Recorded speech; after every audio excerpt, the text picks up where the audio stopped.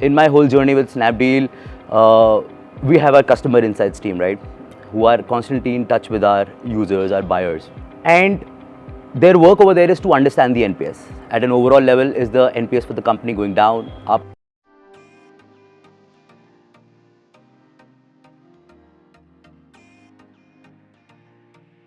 If I have to answer that question, it's a three-way round answer, Yoland. As a part of Snapdeal, we are an e-commerce platform or maybe a social media platform, right?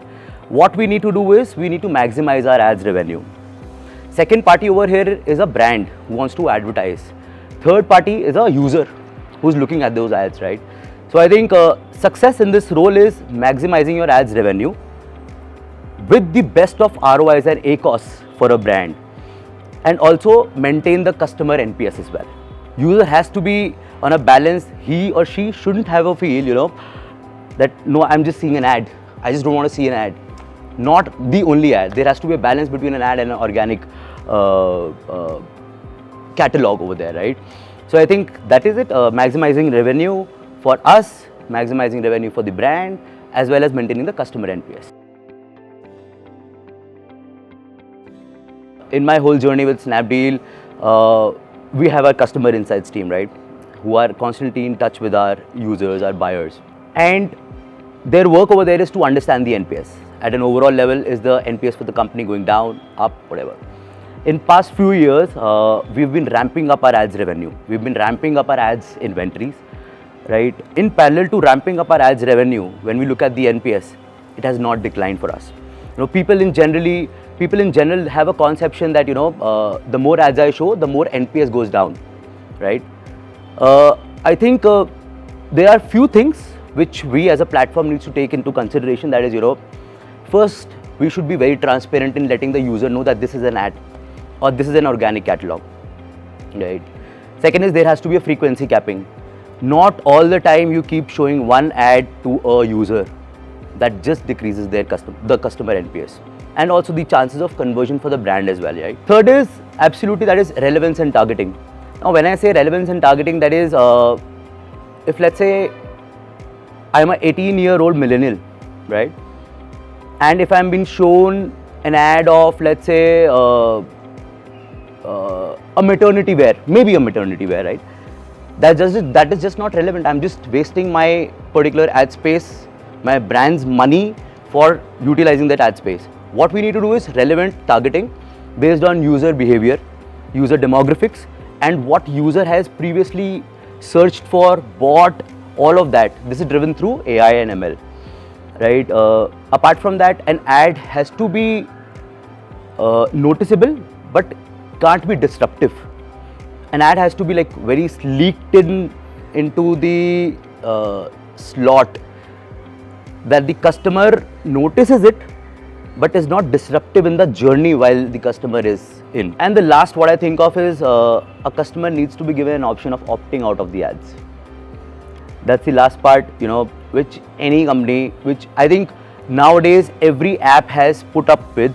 You download an app, there's an option of opting in for a notification and opting out for a notification, or maybe a WhatsApp notification, maybe a push notification, maybe an email newsletter, right? There has to be an option of opting out of the ad. In difference to the traditional media, which was our print ads, our radio ads, our TV ads, nowadays brands have started moving to digital ads a lot, right? The reason is that brands can now operate globally, target their audience globally. In digital ads, you have measurable results as well. What a brand needs to do first is they have to define their objectives, right?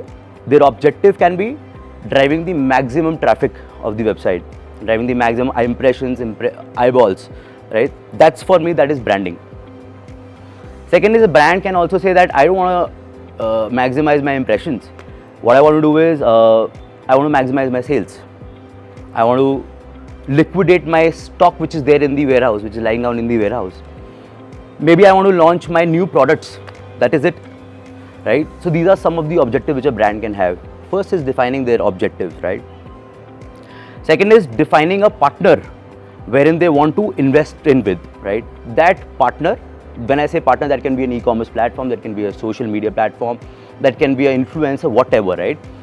So while choosing a platform, what a brand needs to do is see at the content of the platform, the users which are there at that platform. Is that user the target for the brand, right?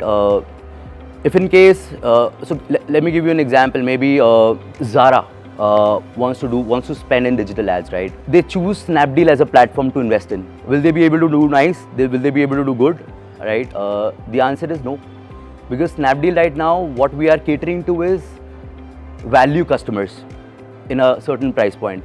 Zara won't be able to get their maximum ROIs if they choose e-commerce, Snapdeal, especially Snapdeal, as a partner to be within, right? So that second is choosing the platform you want to invest in, what their content is, what their users are. Third is negotiating the terms of investment. So there are basically different models. One is a pay-per-click model. One is a CPM model, which is a cost per mile, which is also a 1,000 impression model, right? There's a third one which is also called as a CPA model, that is cost per action. So in cost per action, you pay for an action that is maybe a product which is delivered. You pay for that. In cost per click, if there's a click on your catalog, you pay for that. In CPM, what you pay for is you pay for the impression. That's it. Even if there's no click, even if there's no order, nothing, you pay for the impression what you've got, right? So third is defining what you are paying for, negotiating the terms on that, right? Last one is a brand should always keep measuring their results. So good part about digital ads is the best part is in fact that it is measurable. You know, if I look at print media, if I look at TV ad, it's not measurable. What in TV ad we look at is just the TRP, right? The TRP, that is 8 to 8:30 slot, you'll get for, let's say, 20,000 rupees a minute, right? 5 to 5:30 you'll get for 10,000 rupees a minute. You don't know who the audience is, what the audience is, how many eyeballs have you got, what spend has been done on branding. So all this while, I don't mean to say that a TV ad is a unconventional method, but all the while what I want to put some significance on is the digital ad, that it is measurable. At a point in time, your performance marketing guy can have a look at the digital ad. How is it performing? What are the number of clicks at any point of the day, right? What are the number of orders you've got? All sorts of KPIs can be measured and the campaign can be customized accordingly, right? If I have to be specific about India, so this is a very favorite question of mine, you know, people keep asking, in fact, me as a professional as well, right? Where do you look at yourself after 10 years in this particular field?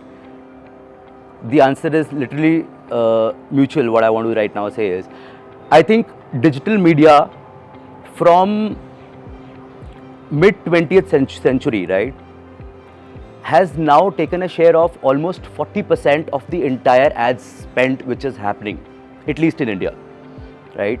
What has lent to it is, first of all, increase in the penetration of internet. Like, maybe I can say, maybe 20 years down the line, we didn't used to have desktops at our home. We used to work on, because I'm a guy from Delhi, right? We used to work on MTNL. There was a speed of 256 KB and we used to pay a hell lot of money for that speed, right? So there was no internet penetration. We need to go to the cafes and, you know, have conversations with people, do whatever stuff. And we used to pay hefty sum of money sitting half an hour in a cafe, right? Nowadays, internet has like just boomed. There's an expansion of internet. I don't think any household, at least till tier 3 city of India, doesn't have internet, access to internet, right? Second is penetration of mobile phones. If I talk about India, and maybe I'm not a huge fan of politics, but yeah, maybe some thanks to Modi ji as well. You know, how has he also promoted digitization in India, right? There's a great penetration of mobile phones. So both these penetration, that is internet penetration as well as the mobile phone penetration, has led to the invent of digitization. If we as individuals, what we look at is, we spend at least 30 to 40% of our day doing something on our mobile phone, anything. So that I think is moving towards digitization, and this will move further more, you know, with the invent of AI and ML. apart from digitization, I think it has to be a mobile first approach. While I say digitization, we have also moved from desktops to mobile a lot, right? Nowadays, do we shop on a desktop typing in snapdeal.com or maybe amazon.com? No, we have an app. We have a mobile friendly app, right? So it's a mobile first era what we need to look at. Each and every brand, each and every platform has to have an app and in-app advertisements for a brand to invest in, right? I think third is programmatic sales. Now, with digitization, what came into the picture is programmatic sales, and thanks to AI ML, all the tech guys who have been putting in a lot of their efforts building in the ML, right? What programmatic sales have done is there's an inventory buying and selling happening at the back end basis on the interests and giving the maximum sales or maximum objective to the brand. Automatically that has been happening, right? You need to put in your objective and programmatic sales will keep on customizing their algorithms based on the maximization of your objectives, right? Fourth, which is very close to my heart, is e-commerce boom and also social media boom, both. Social media, if I have to give you a little statistic, right now by 2023, you have almost 5 billion people who are active on social media platforms. Now, if I have to say 5 billion people, these are like 65% of world's population. Now imagine 65% of world's population is there on internet, is there on certain apps and platforms. Out of the 65%, almost 50% have scrolled through e-commerce platforms as well. At any point in time, maybe they can be regular, maybe they are single-time users, right? Now, such a huge chunk of people you have on your mobile phone, on your e-commerce platforms, on your social media platforms, what you can do is you can leverage. I mean, if the best example what I can give you is, what is the company which comes to our mind, the biggest company, right? There are a few. One of them is Google. What does Google have? Is Google making money? How is Google making money, right? I think Google is making money through data, through the people they have, through the impressions they have, through the traffic they have. What we tend to do is we just go to Google and type in whatever. We want to see, we want to look for something, we want to search for something, we want to do whatever. We just go to Google.